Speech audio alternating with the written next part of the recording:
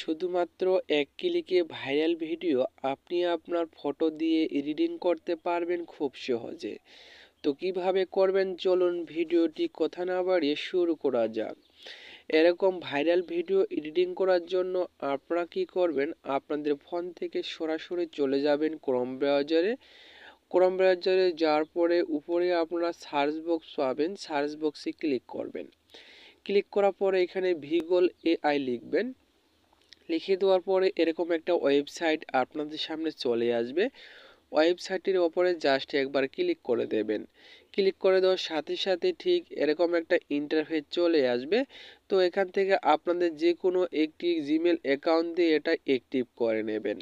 Active করা হয়ে গেলে এখানে দেখতে পাচ্ছেন এই অপশনটির ওপরে জাস্ট একবার ক্লিক করে দেবেন। ক্লিক করে দেওয়ার সাথে সাথে দেখতে পারবেন অনেকগুলো কিন্তু ভিডিও এখানে শো করছে। তো এখান থেকে আপনারা কি করবেন, ট্রেনিং রয়েছে, এই ট্রেনিংয়ে জাস্ট একবার ক্লিক করে দেবেন। ট্রেন্ডিংয়ে ক্লিক করে দেওয়ার সাথে সাথে যতগুলো ভিডিও ট্রেন্ডিংয়ে রয়েছে সেগুলো কিন্তু এখানে শো করবে।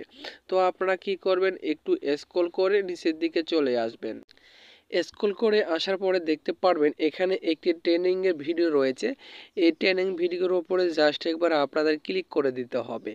ক্লিক করে দেওয়ার সাথে সাথে ভিডিওটা কিন্তু সামনে চলে আসবে।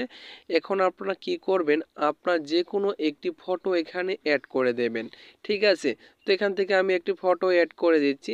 এখান থেকে আমি কাউয়ার ফটো এডিটিং করে দিচ্ছি। ঠিক আছে, তো এরপরে আপনারা কি করবেন, এখানে ক্রিয়েট অপশনে জাস্ট একবার ক্লিক করে দেবেন।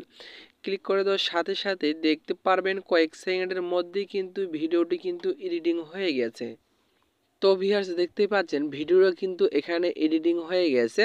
তো এখন যদি আপনি ভিডিওটির ওপরে ক্লিক করেন, ক্লিক করার সাথে সাথে দেখতে পাচ্ছেন ভিডিওটি কিন্তু এডিটিং হয়ে গেল। ঠিক আছে, এভাবে আপনারা খুব সহজে কিন্তু ভিডিওটি এডিটিং করতে পারবেন আপনার যে কোনো একটি ফটো নিয়ে। এখন যদি আপনি ডাউনলোড করতে চান, এখানে নিচে দেখতে পারবেন ডাউনলোড অপশন, এই ডাউনলোড অপশনে ক্লিক করে ডাউনলোড করে গ্যালারিতে নিতে পারবেন।